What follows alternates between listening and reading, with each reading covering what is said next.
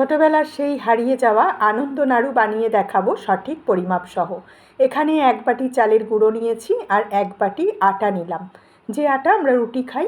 আর নিলাম 1 বাটি থেকে একটু কম নারকেল কোড়া, আর তার সঙ্গে দিয়ে দিচ্ছি হাফ বাটিরও কম সাদা তিল। যে কোনো একটা বাটি কিংবা কাপ মেপে নেবেন।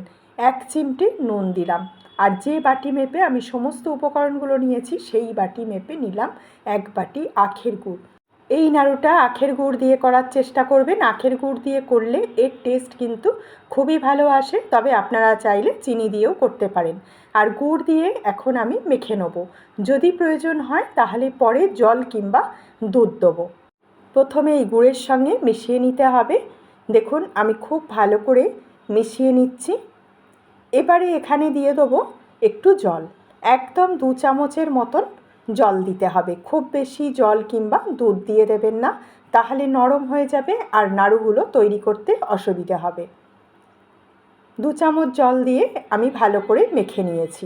একদম শক্ত না, আবার একদম নরমও না।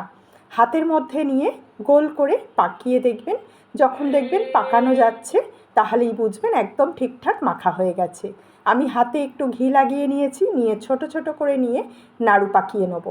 আর নাড়ুগুলোকে হাতের মধ্যে একটু গোল গোল করে নিতে হবে। সব কটা নাড়ু এই একই রকমভাবে তৈরি করে নেব। দেখুন আমি সব কটা নাড়ু তৈরি করে নিয়েছি। এখন চলে যাব ভাজতে। এদিকে সাদা তেল চাপিয়ে দিয়েছি, আর তেলের মধ্যে দিয়ে দিলাম 1 চামচ ঘি। এভাবে করে তেলের মধ্যে যদি 1 চামচ ঘি দিয়ে দেন তাহলে দেখবেন নাড়ুর মধ্যে খুব সুন্দর একটা ঘিয়ের স্মেল চলে আসবে, খেতে খুবই ভালো লাগবে। অল্প অল্প করে নাড়ু দিয়ে ভাজতে হবে, খুব বেশি একবারে দেওয়া যাবে না। আর প্রথমেই কিন্তু হাতা কিংবা খুন্তি নাড়ুর গায়ে লাগানো যাবে না। একটু গরম হয়ে গেলে, একটু ভাজা হয়ে গেলে তখন খুন্তি দিয়ে এইভাবে নেড়ে চেড়ে লাল করে ভেজে নিতে হবে। আর ভেজে নেওয়ার পর গ্যাসের আঁচ একটু বাড়িয়ে দিয়ে নাড়ুগুলোকে তুলে নিতে হবে। দেখুন সব কটা নাড়ু আমি ভেজে নিয়েছি। এখন চলুন একটা নাড়ু ভেঙেও দেখিয়ে দিই ভেতরটা কেমন হয়েছে।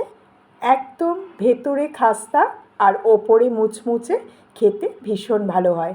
আজকের ভিডিও ভালো লাগলে প্লিজ একটা লাইক করে দেবেন, যতটা পারবেন শেয়ার করে দেবেন।